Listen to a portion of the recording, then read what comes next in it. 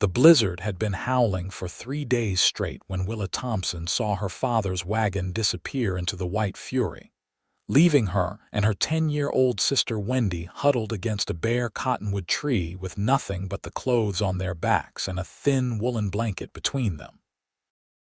Their stepmother had finally convinced him that 2 extra mouths were too many to feed through the winter of 1882, and he had chosen his new wife over his own blood. Willa was 19 years old, and she had never felt cold like this before, a cold that sank past skin and muscle straight into the soul. Wendy pressed against her side, no longer crying because even tears had frozen on her cheeks, and Willa wrapped her arms tighter around her little sister, knowing that if help did not come soon, they would both be dead before morning. The wind screamed through the canyon walls outside Park City, Utah, a silver mining town that had boomed in recent years, but offered no mercy to those caught in the mountain winter unprepared. Willa had tried to keep them moving, but Wendy's legs had given out an hour ago, and she herself could barely feel her feet inside her worn boots. Their father had driven them 15 miles from town, far enough that no one would see, far enough that they could not walk back. He had not even looked at them when he told them to get out. Their stepmother had smiled. Willa closed her eyes and prayed, though she was not sure anyone was listening. She prayed for warmth, for shelter, for someone to care that 2 girls were freezing to death in the snow. She prayed that Wendy would not suffer, that if they were going to die, it would be quick and painless. She prayed for a miracle she did not believe would come. The sound of hoofbeats was so faint at first that she thought she imagined it.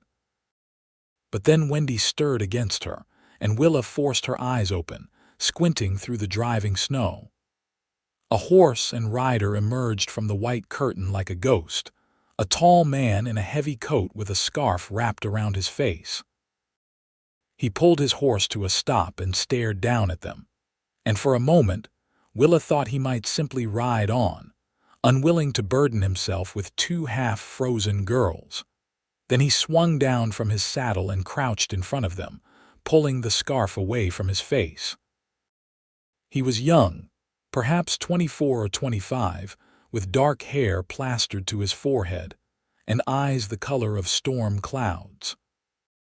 His face was weathered from sun and wind, but there was something gentle in those eyes, something that made Willa want to trust him even though she had learned trust was dangerous. "What in God's name are you doing out here?" His voice was rough but not unkind. He reached out and touched Wendy's face, then Willa's, checking for frostbite. "You are both half frozen. How long have you been here? Our father left us." Willa's voice came out as barely a whisper, her throat raw from breathing cold air. "Please, my sister, help my sister." The man's jaw tightened and something dark flashed in his eyes. "Your father left you out here to die," Willa nodded, unable to say more. The man looked at Wendy, then back at Willa, and she saw him make a decision. He stood and pulled off his heavy coat, wrapping it around both of them. Then he lifted Wendy into his arms as easily as if she weighed nothing. "Can you stand?" he asked Willa. She tried, but her legs buckled. Without hesitation, he shifted Wendy to one arm and used the other to pull Willa to her feet, supporting her weight. "My ranch is 3 miles from here. You will both have a home. I swear it on my life."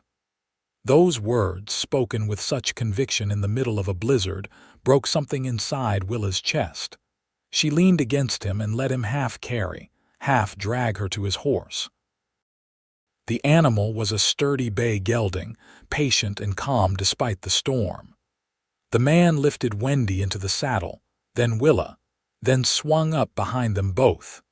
He wrapped his arms around them, holding the reins, and kicked the horse into motion. The ride was a blur of white and cold and the steady rhythm of hoofbeats. Willa drifted in and out of consciousness, aware only of the solid warmth at her back and Wendy's small body cradled in front of her.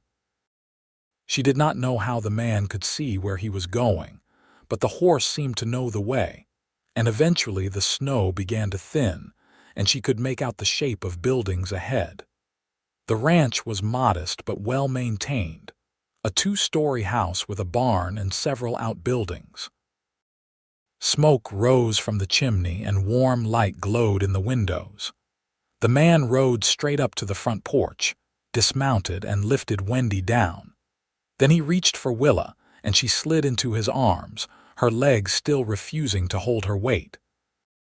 He carried them both inside, kicking the door shut behind him, and the warmth of the house hit Willa like a physical force. A fire blazed in the stone fireplace, and the smell of coffee and bread filled the air. The man set them down on a long sofa near the fire and immediately began working to remove their wet clothes and boots. "We need to warm you up slowly," he said, his voice steady and calm. "Too fast and it will hurt worse. Can you feel your fingers and toes?" Willa shook her head. She could not feel much of anything except a deep, bone-shaking cold. The man wrapped them in thick quilts and propped their feet up on cushions, then disappeared into another room. He returned with 2 cups of warm broth, not hot but warm, and helped them drink. "Small sips," he instructed. "Let your body adjust." Wendy was more alert now, her eyes wide as she looked around the room. "Are we going to die?" she asked in a small voice. "No." The man's voice was firm. "You are not going to die. You are going to stay here and get warm and eat and sleep, and then we will figure out what comes next." "Who are you?" Willa asked. Her voice was stronger now, the warmth beginning to seep back into her body along with the pain of thawing extremities. "Vincent Zarin," he said. "I own this ranch." "And you are Willa Thompson. This is my sister Wendy." Vincent nodded, his expression grave. "Tell me what happened. Why would your father leave you in a blizzard?" Willa hesitated, shame burning in her chest, but there was no point in lying. "He remarried 6 months ago. Our mother died 2 years before that. His new wife did not want us, said we were too much trouble and cost too much to feed. He chose her over us." Vincent's hands curled into fists and his jaw worked. "What is your father's name?" "Howard Thompson. But please do not go after him.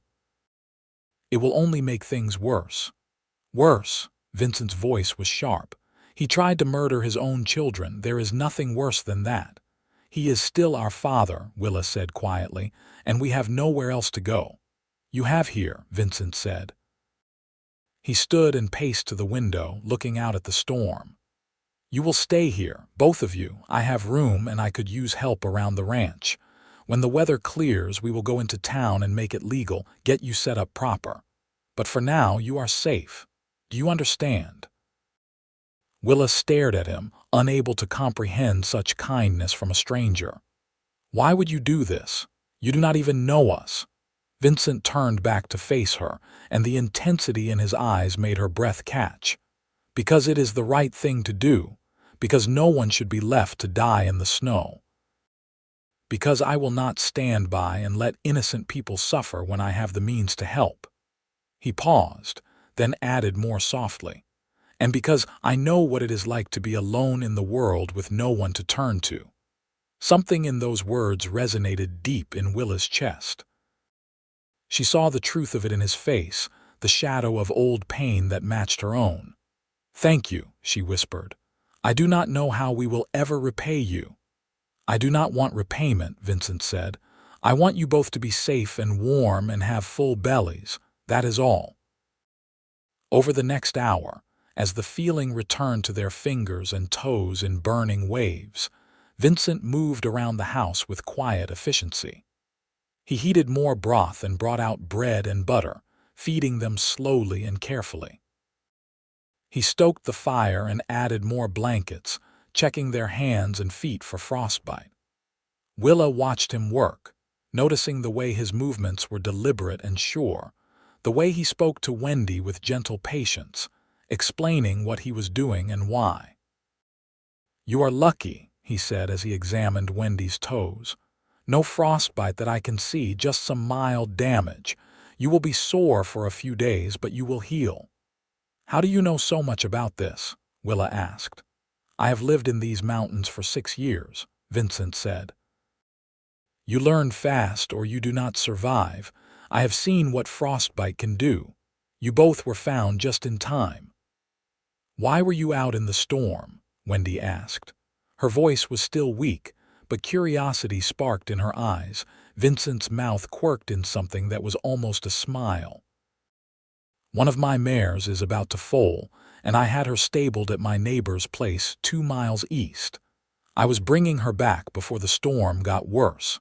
I took a shortcut through the canyon and saw you against that tree." He shook his head. "If I had gone the main road, I never would have found you." "Providence," Willa murmured. "Maybe," Vincent said. "Or maybe just luck. Either way, I am glad I found you when I did." By the time night fell, Wendy had fallen asleep on the sofa, wrapped in quilts with her head on Willa's lap. Vincent brought down pillows and more blankets from upstairs, making a bed for them near the fire. "You should sleep down here tonight where it is warmest," he said. "Tomorrow, if you are feeling better, I will show you to proper bedrooms upstairs." "Where will you sleep?" Willa asked. "I have a room upstairs. I will be fine." He paused, then added, "If you need anything during the night, just call out. I am a light sleeper." Willa nodded, exhaustion weighing down her limbs. "Vincent," he turned back, one hand on the stair rail. "Yes." "Why did you say you knew what it was like to be alone?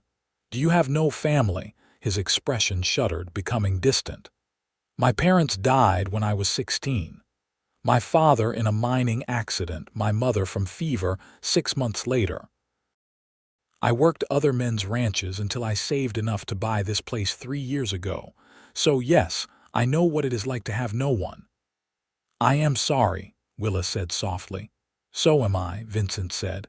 "Get some rest, Willa. Tomorrow will be better."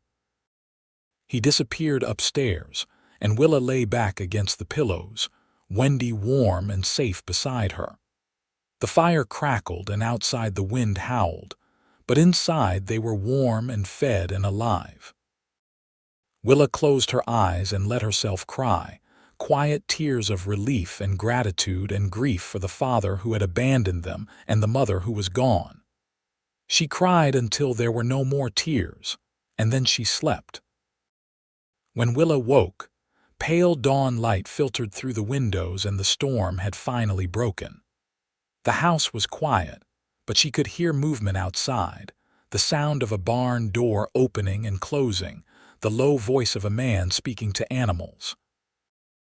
Wendy still slept, her breathing deep and even, her cheeks pink with warmth instead of white with cold. Willa carefully extracted herself from the blankets and stood, testing her legs. They were sore and shaky, but they held her weight. She wrapped a quilt around her shoulders and moved to the window. Outside, the world was buried under 2 feet of fresh snow, drifts piled high against the barn and fences. Vincent was visible near the barn, hauling hay to a covered feeding area where several horses stood waiting. He moved with easy strength, and Willa found herself watching the way he worked, the confidence in his movements, the gentleness with which he touched the animals. A soft knock at the door made her turn. Vincent stood there, snow dusting his shoulders, his cheeks red from cold. "You are awake." "How do you feel?" "Sore but alive," Willa said. "Thanks to you," he waved that away. "I am making breakfast, eggs and bacon and biscuits. Are you hungry?" Willa's stomach growled in answer and Vincent's lips twitched. "I will take that as a yes. Come into the kitchen when you are ready." The kitchen was warm and bright, with a wood-burning stove and a large table that could seat 8. Vincent worked with surprising skill, cracking eggs into a pan and flipping bacon with practiced ease. Willa sat at the table and watched, the quilt still wrapped around her shoulders. "You cook well," she observed. "I have had to learn," Vincent said. "When you live alone, you either learn to cook or you starve." Have you always lived alone, no wife or sweetheart? Vincent glanced at her, something unreadable in his expression. No. I have been too busy building this ranch to think about that. Willa nodded, not pressing further. Wendy emerged from the living room, rubbing her eyes, and Vincent greeted her with the same gentle patience he had shown the night before. He served them heaping plates of food, more than Willa had seen in weeks, and they ate in companionable silence. After breakfast, Vincent showed them the rest of the house. It was larger than it looked from outside, with 4 bedrooms upstairs and a washroom with an actual tub. 2 of the bedrooms were clearly unused, furnished but empty of personal effects. You and Wendy can each have a room, or you can share if you prefer, Vincent said. Whichever makes you more comfortable. We will share for now, Willa said, looking at Wendy, if that is all right. Whatever you want, Vincent said. I will bring up more blankets and linens. There is a trunk in the attic with some clothes that might fit you both. They belong to my mother. I could never bring myself to get rid of them. Willa's throat tightened. Are you sure? She would have wanted them to go to someone who needed them, Vincent said quietly. She was a practical woman. She would not want them gathering dust when they could keep someone warm. He left them to settle in, and Willa explored the room with Wendy. It was simple but clean, with a large bed, a dresser, and a window overlooking the snow-covered valley. Wendy sat on the bed and looked up at Willa with solemn eyes. Is he an angel? She asked. Willa smiled despite herself. No, sweetheart, just a very good man. Are we really going to stay here? If he meant what he said, then yes, Willa said. We will stay and help him with the ranch and try to make ourselves useful. We cannot be a burden to him. I like him, Wendy said simply. He is nice. Nicer than father. Willa could not argue with that. Their father had never been cruel, but he had been distant, wrapped up in his own grief after their mother's death.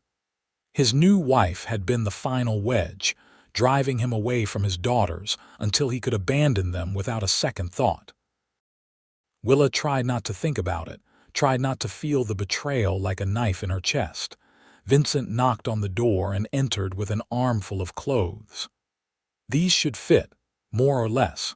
We can alter them if needed. I am afraid I am not much of a seamstress, but I can manage basic stitching. Willa took the clothes, her fingers brushing against his, and felt a strange flutter in her chest. She pulled back quickly, unsettled by the reaction. Thank you. We will try them on. Over the next few days, a routine emerged. Vincent woke at dawn to tend the animals, and Willa rose with him, insisting on helping despite his protests. She mucked stalls and hauled hay, her body aching from the unfamiliar labor but her spirit lighter than it had been in months. Wendy helped in smaller ways, gathering eggs from the chickens and feeding the barn cats. Vincent taught them both with patient instruction, never making them feel foolish for not knowing. In the evenings, they ate dinner together and sat by the fire, and sometimes Vincent would tell stories about his work on other ranches, the places he had been, the people he had met. Willa found herself watching him as he spoke, noticing the way his eyes crinkled when he smiled, the deep timbre of his voice, the strength in his hands. She tried to push the thoughts away, reminding herself that he had taken them in out of kindness, not because he wanted anything from them. But the thoughts kept coming back, persistent and unwelcome. A week after they arrived, the road to town finally cleared enough for travel. Vincent hitched his wagon and they rode into Park City together, bundled in heavy coats and blankets. The town was bustling despite the cold, miners and merchants going about their business. Vincent drove straight to the sheriff's office. Sheriff Tom Brennan was a grizzled man in his 50s with sharp eyes and a no-nonsense demeanor. He listened as Vincent explained the situation, his expression growing darker with every word. "Howard Thompson," he said when Vincent finished. I know him. Worthless drunk who got lucky with a silver claim 5 years back, sold it and bought a farm south of here. I heard he remarried, but I did not know he had daughters." He looked at Willa and Wendy, sympathy softening his hard features. "You girls all right now?" "Yes, sir," Willa said. "Mr. Zarin has been very kind to us." "Vincent is a good man," Brennan said. "But what you are describing, leaving children in a blizzard to die, that is attempted murder. I could arrest Thompson." "No," Willa said quickly. "Please, we do not want trouble, we just want to be left alone." Brennan sighed. "I understand. But I want it on record what happened, in case Thompson comes looking for you or tries to cause problems. You are both legally old enough to make your own decisions, Willa, and you can act as guardian for Wendy. If you want to stay with Vincent, that is your choice." "I do," Willa said firmly. "We both do." Brennan nodded and wrote up the report, having them all sign it. "If Thompson shows his face, I will make it clear you are under Vincent's protection and any attempt to bother you will result in arrest. That should keep him away." They left the sheriff's office and Vincent took them to the general store, where he bought them each new boots, heavy coats, gloves, and several practical dresses and undergarments. Willa protested at the expense, but Vincent brushed her concerns aside. "You need proper clothes for winter," he said. "And you are working on my ranch. I would provide the same for any hired hand." "But we are not paying you back," Willa said. "We are only costing you money." Vincent stopped in the middle of the street and turned to face her, his expression serious. "Listen to me, Willa. You and Wendy are not a burden. You are not costing me anything I cannot afford. I have money saved from years of hard work and this ranch turns a profit.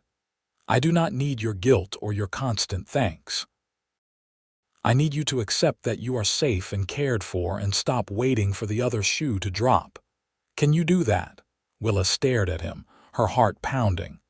"I am not used to people being kind without wanting something in return."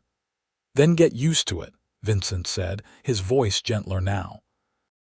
"Because that is how it is going to be." They returned to the ranch in the late afternoon, and Willa found herself thinking about Vincent's words. She had spent so long bracing for the next blow, the next betrayal, that she did not know how to simply accept kindness. But Vincent was right. She needed to let go of the fear and learn to trust again. That night, after Wendy had gone to bed, Willa found Vincent in the barn checking on the pregnant mare. The horse was a beautiful chestnut with a white blaze, and she nuzzled Vincent's shoulder as he ran his hands over her swollen belly. "She is close," he said without looking up. "Another week, maybe less." "What will you name the foal?" Willa asked. "I let the foals name themselves," Vincent said with a slight smile.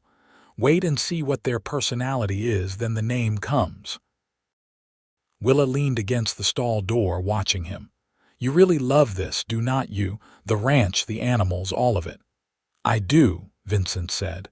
"It is the first thing that has ever truly been mine, the first place I have ever really belonged." "I think I understand that," Willa said softly. "I never felt like I belonged anywhere after my mother died.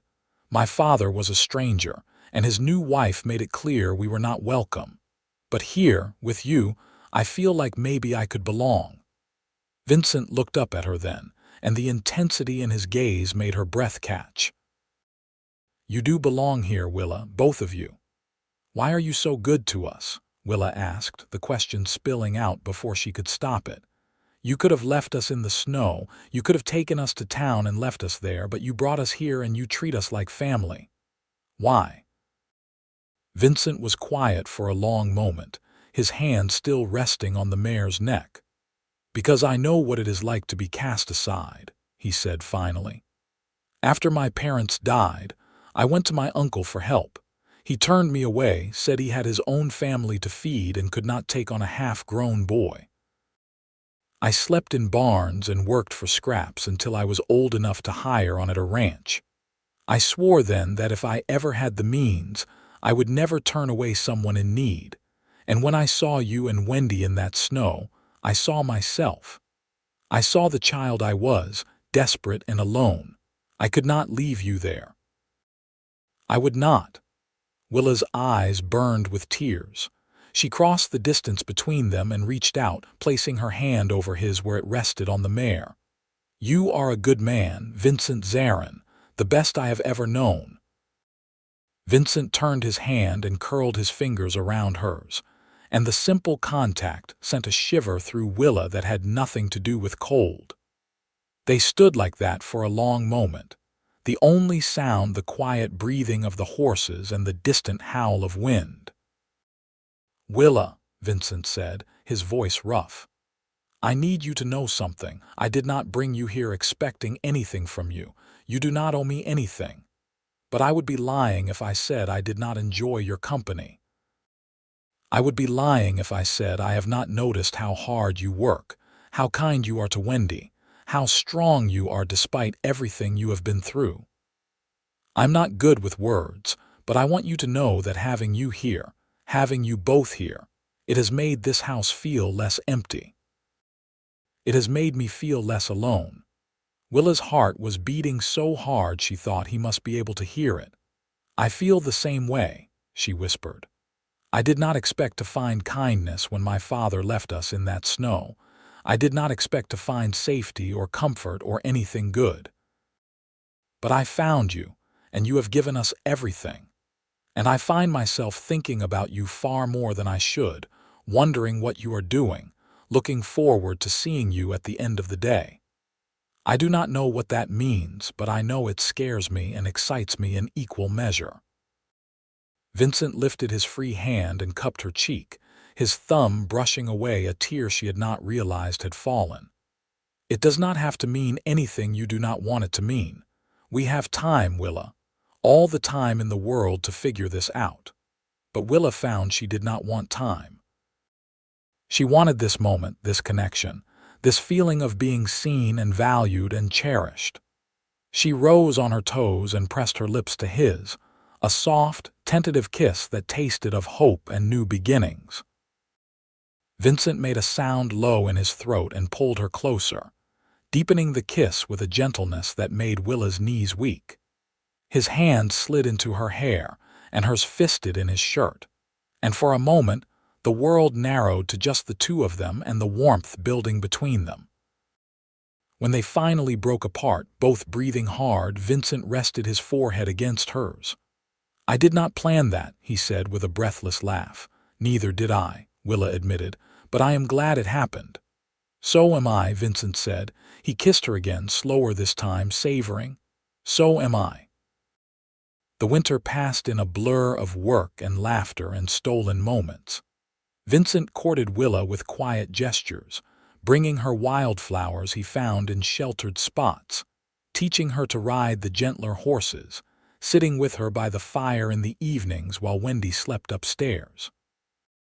They talked about everything and nothing, sharing stories and dreams and fears. Willa learned that Vincent loved to read but rarely had time for it, that he had a wicked sense of humor hidden under his serious exterior, that he was fiercely protective of those he cared about and would do anything to keep them safe. In turn, Willa told him about her mother, a gentle woman who had loved wildflowers and singing, who had taught Willa to bake and sew and find joy in small things. She told him about the pain of losing her and the slow realization that her father would never recover from the grief. She told him about her fear when her father remarried and the new wife's coldness, the way she had made them feel unwanted in their own home. I am glad she drove him to leave you, Vincent said one night, his arm around Willa as they watched the fire. Not for what you suffered, but because it brought you to me. Is that selfish? No, Willa said, snuggling closer. I feel the same way. I would go through it all again if it meant ending up here with you. Wendy bloomed under Vincent's care, growing stronger and more confident. She followed him around the ranch like a shadow, peppering him with questions and begging to help with every task. Vincent was endlessly patient with her, teaching her to milk the cows and groom the horses and mend broken fence posts. He treated her like the little sister he had never had, and Wendy adored him for it. In early March, the mare finally went into labor. Vincent stayed in the barn all night, and Willa stayed with him, holding the lantern and fetching supplies. The birth was long and difficult, but just before dawn, a tiny filly slid into the world, all long legs and wet dark coat. The mare cleaned her baby and nuzzled her to her feet, and Vincent sat back with a satisfied sigh. "A filly," he said, "strong and healthy." "She is beautiful," Willa said, reaching out to stroke the foal's soft nose. "What will you call her?" Vincent watched the filly take her first wobbly steps. "I think we should let Wendy name her. She has been asking about the foal every day." When Wendy saw the filly that morning, she shrieked with delight and immediately declared her name should be Snowdrop, because she was born after the snow melted. Vincent agreed, and Snowdrop became Wendy's special project, the little girl spending hours in the barn watching the filly grow stronger. Spring arrived in a rush of green and birdsong and warm winds that melted the last of the snow. The ranch came alive with activity, and Vincent hired 2 men from town to help with the spring work. Willa threw herself into planting a garden, determined to contribute something useful. She had never gardened before, but she learned quickly, and soon neat rows of vegetables sprouted in the rich soil behind the house. One evening in late April, Vincent took Willa for a walk along the creek that bordered his property. The water ran high with snowmelt, and wildflowers carpeted the meadow in shades of purple and yellow and white. He led her to a spot where an old oak tree spread its branches over the water, and there he stopped and turned to face her. "Willa, I need to ask you something." Willa's heart leaped into her throat. "What is it?" Vincent took her hands in his expression serious but his eyes warm. "These past few months with you and Wendy, they have been the happiest of my life. I wake up excited for the day because I know I will see you. I go to sleep thinking about you. You have made this house a home in ways I never thought possible. I know we have not known each other long, but I know how I feel. I love you, Willa. I love your strength and your kindness and your stubbornness. I love the way you take care of Wendy, the way you work so hard, the way you look at me like I am something special. And I want to spend the rest of my life loving you if you will let me. Will you marry me?" Willa felt tears spill down her cheeks, but they were tears of joy. "Yes," she said, her voice breaking. "Yes, Vincent, I will marry you. I love you too. I have loved you since the night you found us in the snow and promised us a home. I have loved you more every day since. Yes, 1,000 times yes." Vincent let out a whoop of joy and swept her into his arms, spinning her around until they were both dizzy and laughing. Then he kissed her, deep and thorough and full of promise, and Willa kissed him back with all the love in her heart. They were married in early May in the small church in Park City, with Sheriff Brennan and his wife as witnesses and Wendy as an excited, beaming flower girl. Willa wore a simple white dress that had belonged to Vincent's mother, altered to fit her, and carried a bouquet of wildflowers Vincent had picked that morning. Vincent wore his best suit, and when he saw Willa walking down the aisle toward him, his eyes filled with tears.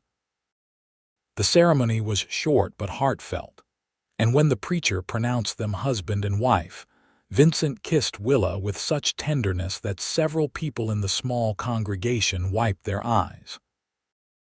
Afterward, they had a simple celebration at the ranch, with neighbors and friends bringing food and staying late into the evening for music and dancing. That night, alone in the bedroom that was now theirs, Vincent undressed Willa with gentle hands, kissing every inch of skin he revealed. He made love to her slowly, reverently, as if she were something precious and fragile.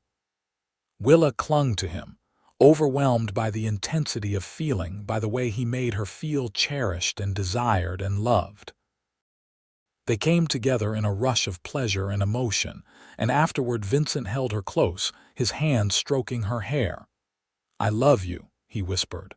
"I will spend every day for the rest of my life making you happy." "You already make me happy," Willa said, kissing his chest, "just by being you."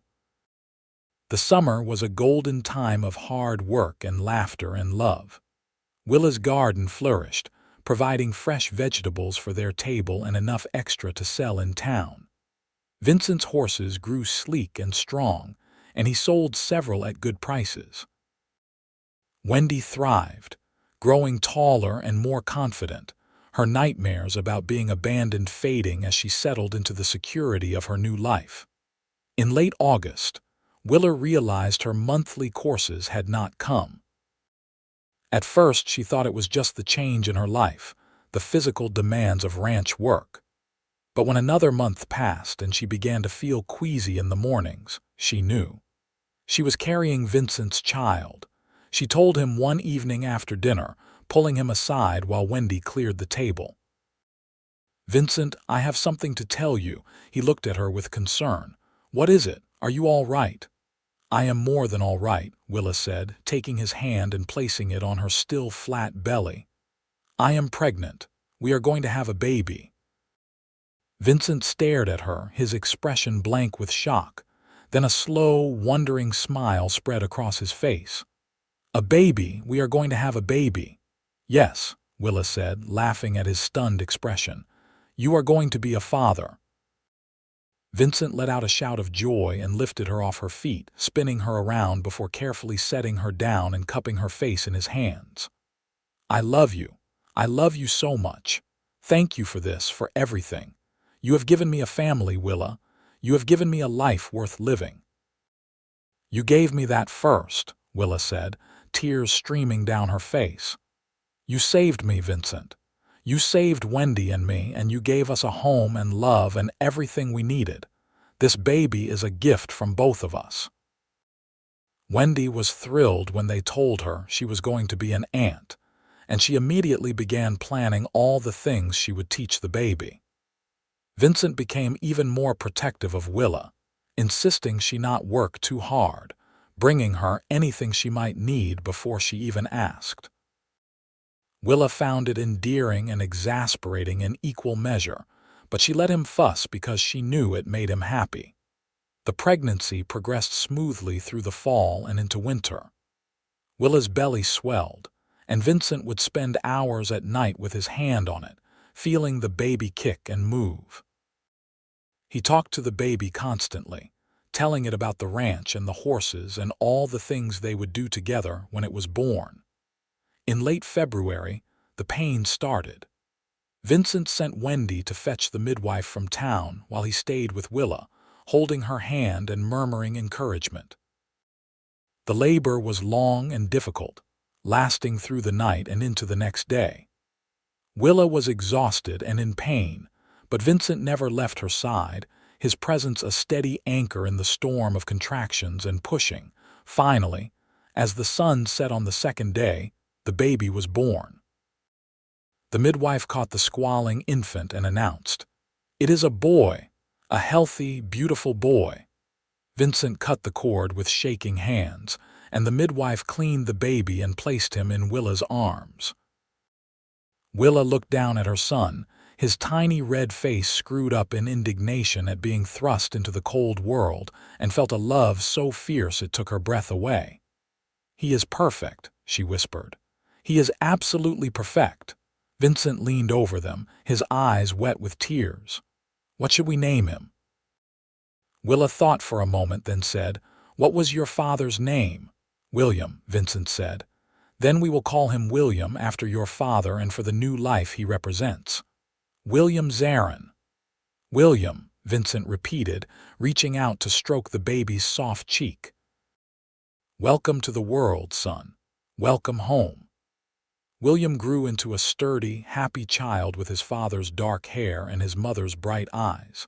He toddled after Vincent on chubby legs, demanding to help with everything, and Vincent indulged him with the same patient kindness he had shown Wendy. Willa watched them together and felt her heart swell with gratitude for the life they had built. Wendy grew into a lovely young woman, smart and capable and kind. She eventually married a young rancher from a neighboring property, a good man named Daniel who loved her fiercely and treated her like a queen. Willa cried at the wedding, but they were happy tears, grateful that her sister had found the same kind of love she had found with Vincent. Over the years, Willa and Vincent had 3 more children, another son named Joseph, and then twin daughters they named Margaret and Rose. The house was full of noise and laughter and the chaos of a large family, and Vincent thrived in it, patient and loving with all his children. One evening, when William was 10 and the twins were toddling around getting into mischief, Vincent and Willa sat on the porch watching the sunset paint the mountains gold and purple. Vincent's arm was around her shoulders, and Willa leaned into him, content. "You ever think about that night?" Willa asked. "The night you found us in the snow all the time," Vincent said. "It was the night my life truly began." "Mine too," Willa said. She turned to look at him, this man who had saved her and loved her and given her everything. "I was so scared that night. I thought we were going to die. And then you appeared like an answer to a prayer I did not think anyone was hearing. You promised us a home, and you gave us so much more than that. You gave us love and safety and a family. You gave us everything." Vincent kissed her temple. "You gave me just as much, Willa. You took a lonely man with an empty house and filled it with life and love. You gave me children and laughter and a reason to wake up every morning grateful to be alive. I would ride through 1,000 blizzards if it meant finding you at the end." "No more blizzards," Willa said with a laugh. "We have had enough adventure for one lifetime." "Agreed," Vincent said. "From now on, we stay right here on this ranch with our children and our horses and our life together. That is all the adventure I need." They sat in comfortable silence, watching the sun sink below the mountains, listening to the sounds of their children playing inside the house. The ranch sprawled around them, prosperous and thriving, a testament to years of hard work and careful planning. Vincent had expanded it over the years, buying adjacent land and increasing his herd. They were not wealthy, but they were comfortable, with enough to provide for their children and still have some left over for savings. "I am proud of you," Willa said suddenly. "Proud of everything you have built, everything you have accomplished. You started with nothing, and look at all you have now." "We built it together," Vincent corrected. "I could not have done any of this without you." "We make a good team," Willa agreed. "The best," Vincent said. He pulled her closer, and they watched the stars come out one by one, scattered across the darkening sky like diamonds on velvet. Inside, William called for his mother, and Willa stood with a sigh. "Duty calls." Vincent caught her hand and pulled her back for a quick kiss. "I love you, Mrs. Zarin." "I love you too, Mr. Zarin," Willa said. "Always and forever." The years passed in a rush of seasons and milestones. William grew tall and strong like his father, taking on more responsibility at the ranch. Joseph was quieter, more studious, interested in books and numbers. The twins were whirlwinds of energy, constantly into mischief but sweet-natured and kind. Willa taught them all to bake and sew and tend the garden, while Vincent taught them to ride and rope and care for the animals. One spring morning, when Willa was 40 and Vincent was 45, they rode out together to the spot by the creek where Vincent had proposed all those years ago. The oak tree had grown even larger, its branches now thick and gnarled, and the meadow was carpeted with the same wildflowers that had been there that day. "Do you remember?" Vincent asked, dismounting and helping Willa down. "How could I forget?" Willa said. "It was one of the happiest days of my life." They walked hand in hand through the flowers, and Vincent pulled her to a stop under the oak tree. "I wanted to bring you here because I have been thinking a lot lately about how lucky I am, how easily things could have been different. If I had taken the main road that night instead of the shortcut, if I had been an hour earlier or later, if I had not been paying attention and missed seeing you against that tree, our entire lives turned on that one moment, that one choice." "I think about that too," Willa admitted. "It terrifies me sometimes, how close we came to dying that night, how close I came to never knowing you, never having this life. But then I think about how we did survive, and we did find each other, and maybe that means something. Maybe it means we were supposed to be together." "I believe that," Vincent said. "I believe some people are meant to find each other, no matter what. And I believe I was meant to find you, to love you, to build this life with you." Willa reached up and cupped his face, this man who had been her savior and her husband and her partner through all the years of their marriage. His hair was gray at the temples now, and lines creased his face, but to her he was as handsome as the day she met him. Maybe more so, because every line represented a laugh shared, every gray hair a year of love. "I would not change a single thing," she said. "Not one moment, not one choice, because it all led me here to you, to this life we have built, and it is a beautiful life, Vincent. The most beautiful life I could have imagined." Vincent kissed her, slow and sweet, and they stood under the oak tree in a shaft of sunlight, surrounded by wildflowers and the sound of running water. Two people who had found each other in the midst of a storm and held on through everything that followed. That evening, they gathered their children around the dinner table, all of them together for a rare family meal. William had recently begun courting a girl from town, and Joseph was talking about perhaps going to university in Salt Lake City. The twins chattered about their lessons and their latest adventure, which had involved rescuing a litter of kittens from the barn loft. Vincent looked around the table at his family, his children healthy and happy and loved, his wife beside him smiling at something Margaret had said. His chest felt tight with emotion, with gratitude so profound it was almost painful. "I want to say something," he announced, and everyone quieted, looking at him with curiosity. "I want you all to know how much I love you and how grateful I am for this family. Your mother and I, we started with nothing. Less than nothing, really. But we had each other, and we had determination, and we built all of this together. This ranch, this home, this family. And I want you to know that you are all the greatest accomplishment of my life. Not the land or the horses or the money we have saved. You, each one of you. You are my legacy, and I am so proud to be your father." Willa's eyes filled with tears, and she reached over to squeeze his hand. The children looked moved, even the twins who were usually too young to sit still for speeches. "We love you too, Papa," William said, speaking for all of them. "And we are grateful for everything you and Mama have given us." The meal continued with laughter and conversation, and later, after the children had gone to bed, Vincent and Willa sat by the fire as they had done countless times before. Willa's head rested on Vincent's shoulder, and his arm was around her waist, and they watched the flames dance and listened to the familiar sounds of the house settling around them. "Do you ever wish things had been different?" Willa asked quietly. "That you had met me under different circumstances, that we had courted properly, that you had not been burdened with Wendy and me from the very beginning." Vincent was quiet for a moment, considering. Then he said, "No, because those circumstances made us who we are. They showed me who you were at your core, stripped of everything but your love for your sister and your determination to survive. And they showed you who I was, whether I was a man who would help or a man who would turn away.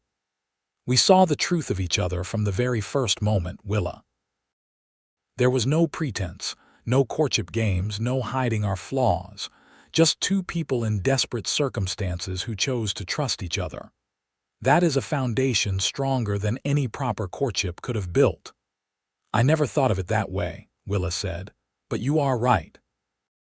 We saw each other's true selves from the beginning and we chose each other anyway. That is special. It is more than special, Vincent said. It is rare. Most people spend years together before they really know each other. We knew from the first night. Willa turned and kissed him, pouring all her love and gratitude into it. I chose well, she murmured against his lips.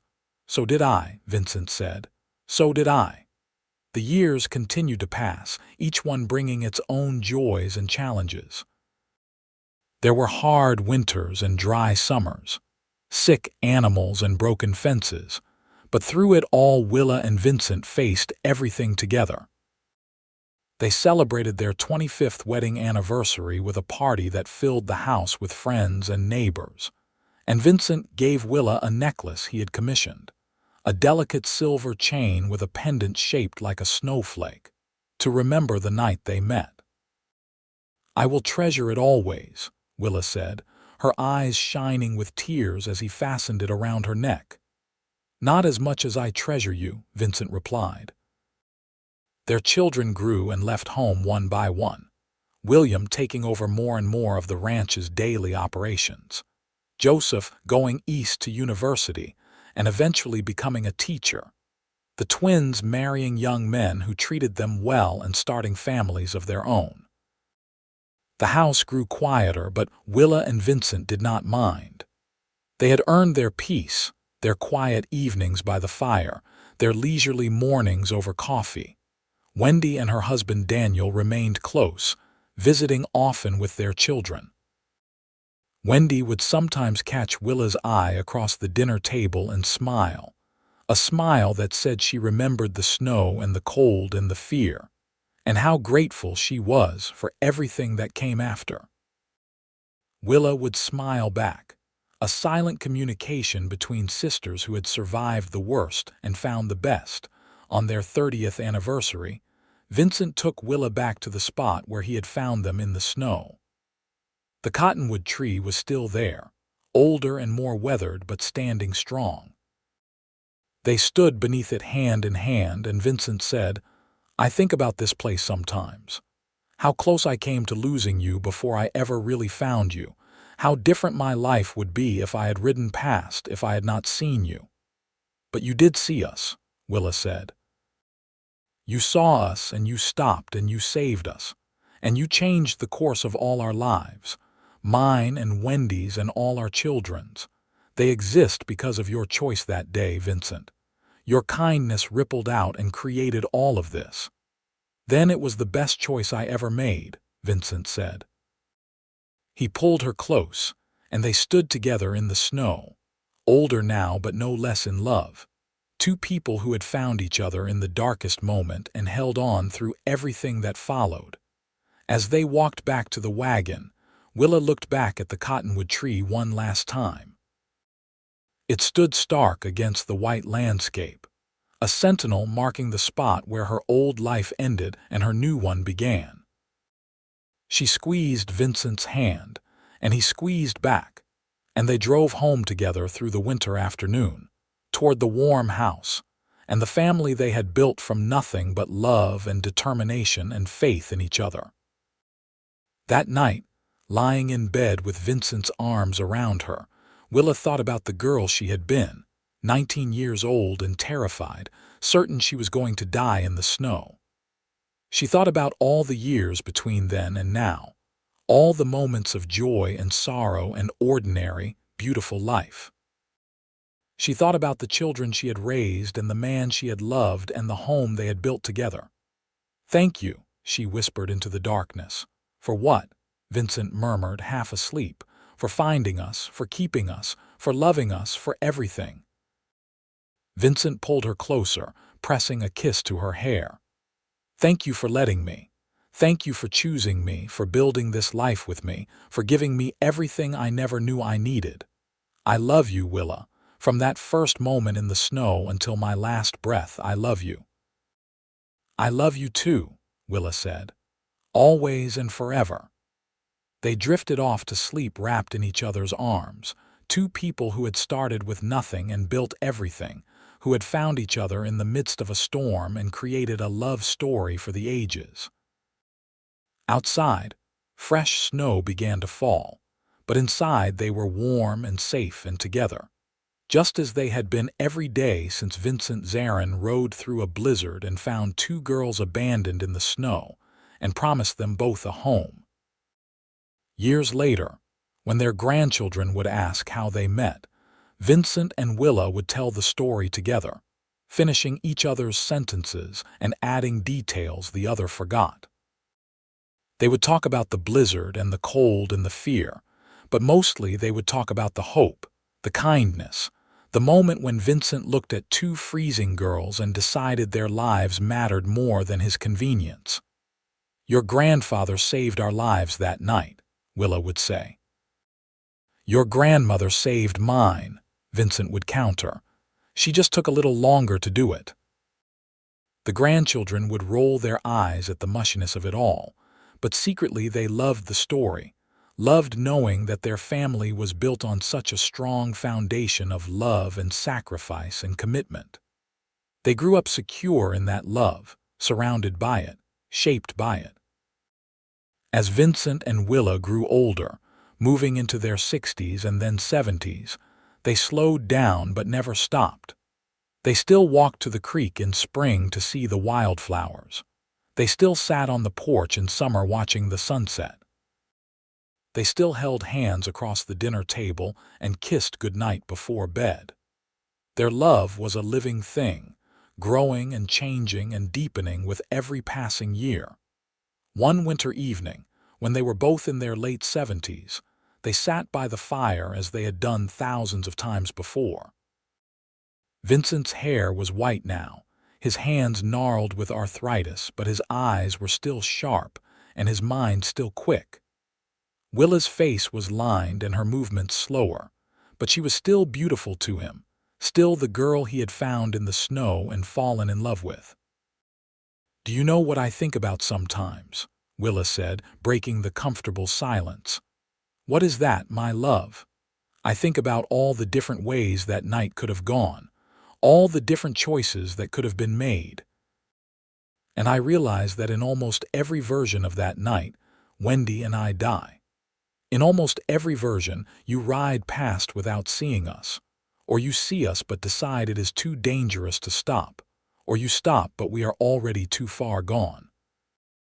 The fact that we survived, that we found each other, that we built this life together, it is nothing short of a miracle, and I am so grateful for every single day we have had." Vincent reached over and took her hand, his grip still strong despite his age. "I am grateful too. For every day, every moment, every breath with you. You have been the greatest gift of my life, Willa. The greatest adventure, the greatest love, the greatest joy. If I could go back and live it all again, I would not change a single thing." "Not even the hard parts?" Willa asked with a smile. "The drought of 74, Joseph's broken arm, the time the barn caught fire, not even those," Vincent said. "Because they were part of our story, part of what made us strong. We faced them together and we came through stronger for it. That is what real love is, Willa. Not just the happy times, but the hard times too, facing everything together and choosing each other over and over again." Willa leaned over and kissed him, a soft, gentle kiss that held 58 years of love and devotion. "I would choose you every time," she said. "In every version of that night, in every possible life, I would choose you." "And I would choose you," Vincent said. "From that first moment in the snow until the end of time, I would choose you." They sat together in the firelight, two people who had found each other against all odds and built a life that would echo through generations. Their children were successful and happy, their grandchildren were thriving, and their great-grandchildren were just beginning to arrive. The ranch was still running strong under William's capable management, and the house was still filled with love and laughter whenever the family gathered.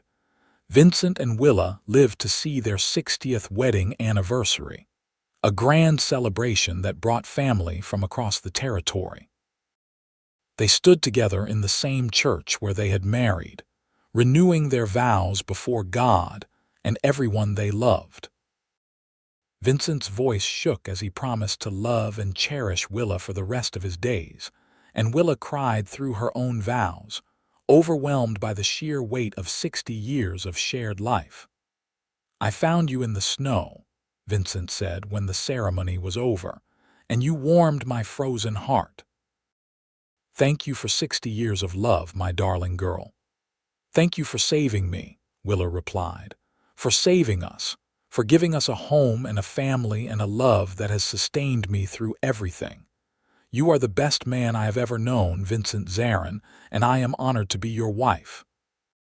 They danced at the reception, slowly and carefully but with joy, and their children and grandchildren and great-grandchildren watched with tears in their eyes, knowing they were witnessing something rare and precious, a love that had stood the test of time and come out stronger. Vincent passed away peacefully in his sleep 2 years later, at the age of 85, with Willa holding his hand. His last words were, "I love you, my darling girl. Thank you for the most beautiful life a man could ask for." Willa kissed his forehead and whispered, "Thank you for finding me in the snow. Thank you for everything." She grieved him deeply but without bitterness, knowing she had been blessed beyond measure to have so many years with him. She wore the snowflake necklace every day for the remaining 3 years of her life, her hand often drifting to it when she thought of him.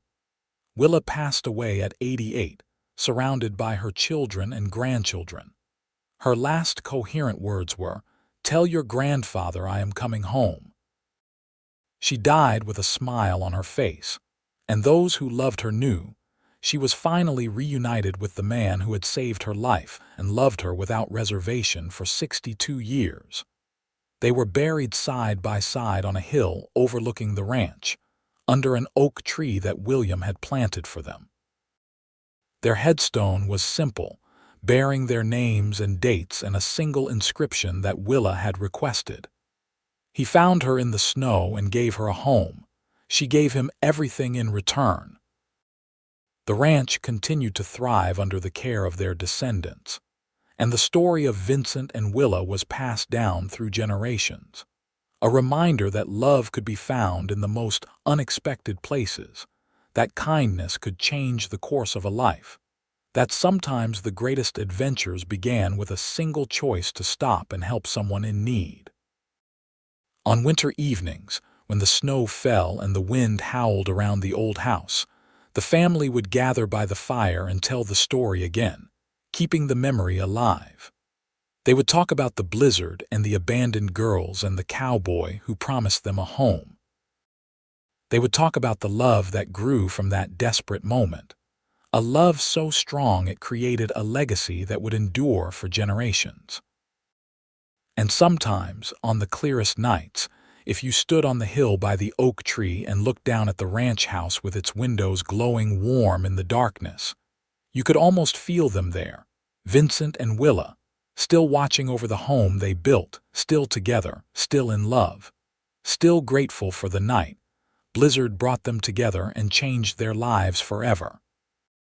Their story became legend in Park City, Utah, a testament to the power of compassion and the enduring strength of true love, a reminder that sometimes the greatest treasures are found in the midst of the greatest storms, and that one act of kindness can ripple out to touch countless lives across the span of generations.